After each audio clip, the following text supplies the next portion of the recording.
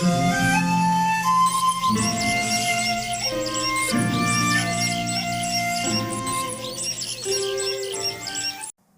The lord. యేసుక్రీస్తు వారి పరిశుద్ధమైన నామంలో అందరికీ కూడా శుభాలు ప్రకటిస్తున్నాను. అందరు ఎలా ఉన్నారు? క్షేమంగా ఉన్నారా? సురక్షితంగా ఉన్నారా? గతించిన రాత్రిన మంచిగా సేద తీరారా? దేవుని కృప మీతో ఉందని నేను నమ్ముతూ ఉన్నాను. ఈరోజు దేవుడు మనతో మాట్లాడటానికి ఆయన యొక్క వాక్యాన్ని మనకి ఇచ్చారు. మన గ్రంథాలు మనం తెరిచినట్లయితే కీర్తనల గ్రంథములో 128వ అధ్యాయంలో 2వ వచనము, Psalms chapter 128 verse 2. నిశ్చయముగా నీవు నీ చేతుల కష్టార్జితమును అనుభవించెదవు, నీవు ధన్యుడవు, నీకు మేలు కలుగును. ఆమెన్. నిశ్చయముగా నీ చేతుల కష్టార్జితమును అనుభవించెదవు. ఇది కూడా ఒక ధన్యతేనా అండి? నేను కష్టపడిన సొమ్ము, నేను కష్టపడి సంపాదించిన సొమ్మును అనుభవించడం కూడా ఒక ధన్యతేనా అని నువ్వు అనుకుంటున్నావేమో. ఈ రోజున లోకంలో చూస్తే పరిస్థితులన్నీ కూడా ఎంత భయంకరంగా ఉన్నాయంటే, కష్టపడి పొలం పనులు చేసుకుంటారు, కష్టపడి వ్యవసాయం చేసుకుంటూ ఉంటారు. కానీ సడన్గా ఒక పురుగో ఒక వర్షమో వచ్చి ఆ పంటనంతటిని నాశనం చేసేస్తుంది. ఉదయం లేచిన దగ్గర నుంచి సాయంత్రం వరకు కష్టించి ఒళ్ళొంచి పని చేస్తూ డైలీ లేబర్గా వెళ్తున్న వారు ఉన్నారు.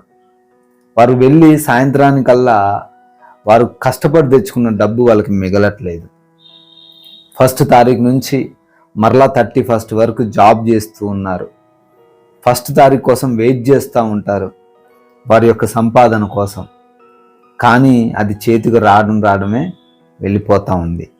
ఎలా ఉందంటే పరిస్థితి, ఒక సంచిలో చిల్లులు పడిన సంచిలో వేసిన ధనం మాదిరిగా ₹1 కూడా మిగలకుండా ఈ రోజున జీవిస్తున్న వారు అనేకులు ఉన్నారు. వారికి తెలుస్తుంది, కష్టపడుతున్నాం, ఇంత కష్టపడుతున్నాం కదా, ₹1 కూడా మిగలట్లేదండి. అయ్యా బ్రదర్, మాకు ₹1 కూడా మా దగ్గర లేదు. కొన్ని ₹1000 శాలరీ వస్తుంది, కొన్ని లక్షల రూపాయలు నేను వ్యాపారం నుంచి పొందుకుంటున్నాను, కానీ ₹1 కూడా మిగలట్లే. ఎక్కడికి వెళ్ళిపోతుందండి?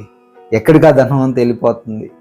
కొంతమంది చెప్తూ ఉంటారు, అయ్యా మా మెడిసిన్స్కే, మాకున్నటువంటి అనారోగ్యాలను బట్టి మేము కొనాల్సిన మందులకే మా సగం డబ్బు అయిపోతుంది. కొంతమంది అంటారు, మేము అనుకోకుండా కష్ట పరిస్థితుల్లో ఒక వ్యక్తి దగ్గర నుంచి అప్పుగా తీసుకొచ్చామండి, అతను వడ్డీల మీద వడ్డీలు వేసి మా ధనాన్నంతా లాగేస్తున్నాడు. కొంతమంది గృహాల కోసం లోన్స్ తీసుకుంటారు. ఇయర్స్ సంవత్సరాలు వాటిని కట్టాల్సి వస్తుంది. వాటిని రీపేమెంట్ చేయడానికే వారి దగ్గర ధనం ఉండడు. పైకి వీళ్ళందరూ కూడా చూడడానికి మంచి జాబే కదా, మంచి బిజినెస్సే కదా, రోజు పనికి వెళ్తావు కదా అన్నట్టు కనపడతా ఉంటుంది. కానీ వారి బాధ వారికి తెలుసు. వారు కష్టపడి సంపాదించింది ₹1 కూడా వాళ్ళకి మిగలట్లా. అటువంటి ధన్యత ఈరోజు నీకు లేక నువ్వు బాధపడుతున్నావేమో. సహోదరుడా, అదే పరిస్థితుల్లో నువ్వు ఉన్నావేమో. దేవుడు అంటున్నాడు, ఈరోజు నీకే వాగ్దానం చేస్తున్నాడు, నువ్వు కష్టపడి పని చేస్తున్నటువంటి ప్రతి రూపాయిని నువ్వే అనుభవించబోతున్నావు. ఆమెన్. దేవుడు నీ కష్టార్జితాన్ని నువ్వు అనుభవించలాగా చేయబోతున్నాడు. ఆమెన్. దేవుడు చేయగలడండి. దేవుడు నీ స్థితి మార్చగలడు. ఎలా మిగులుతాయంటే, నీ అనారోగ్యం, నువ్వు దేనికోసమైతే ఖర్చు పెడుతున్నావో అనారోగ్యమే దేవుడు లేకుండా చేస్తాడేమో. ఏ అప్పుల వలనైతే నువ్వు ఈరోజు ఇబ్బందులు ఎదుర్కొంటున్నావో అసలు ఆ అప్పులే లేకుండా చేసేస్తాడేమో. ఏ సమస్య, ఏ పంట కోసం అయితే నువ్వు ఎదురు చూస్తున్నావో ఆ పంటను నీకు 100 దేవుడు ఇస్తాడేమో. దేవుడు ఏదైనా చేయగలడు. అయితే దానికి పైన ఒక మాట రాయబడి ఉంది, దేవుని యందు భయభక్తులు కలిగి ఉండాలి. ఈ యొక్క వాగ్దానం మనకి ఇచ్చారు దేవుడు. మరి దాన్ని రిసీవ్ చేసుకున్నాం. మన జీవితంలో ఎలాంటి ఇది అప్లై అవ్వాలి అంటే నువ్వు ఎలా ఉండాలి అంటే దేవుని యందు భయభక్తులు కలిగి ఉండాలా. దేవుని యందు భయభక్తులు కలిగి ఉంటున్నావా? దేవుని యందు భయభక్తులు కలిగి ఉంటే దేవుడు చెప్పినట్టు జీవిస్తావు. ప్రతిరోజు నీ గృహంలో ప్రార్థన ఉంటుందా? ప్రతిరోజు వాక్యం చదువుకుంటున్నావా? ఉన్న 4 ఉన్న 3 లేదా నువ్వు ఒక్కడో ఉన్నావేమో. నువ్వైనా గృహంలో ఒక పాట పాడి ఒక చిన్న ప్రార్థన చేసుకొని దేవుణ్ణి ఆరాధించు. దేవుని స్తుతించు. దేవుడు ఖచ్చితంగా ఈ వాగ్దానాన్ని నీ జీవితంలో నెరవేరుస్తాడు. నీ కష్టార్జితాన్ని నువ్వు అనుభవిస్తావు. ఎవరిదో అవసరం లే, ఎక్కడి నుంచి రావాల్సిన అవసరం లే. చాలామంది అంటారు, మాకు ఎక్కడి నుంచో అవసరం లేదండి, మేము సంపాదించుకుంది మాకు మిగిలితే చాలండి.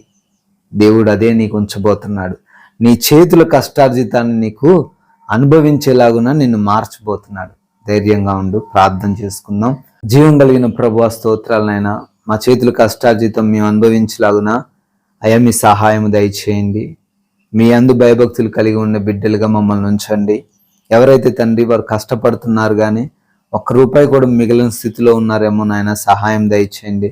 వారి యొక్క ఆర్థిక పరిస్థితులను మార్చండి. వారికి ఉన్న సమస్యలను తొలగించి వారు సంతోషించేలాగిన సహాయం దయచేయమని, అదేవిధంగా ఈ రోజున మా ప్రయాణాలను మా పనులను కూడా దీవించమని, ప్రతి ఒక్కరికి మంచి ఆరోగ్యమును శక్తిని బలమును దయచేయమని యేసు నామములో ప్రార్థన అడిగి వేడుకొని పొందుకొని ఉన్నాము తండ్రి. ఆమెన్.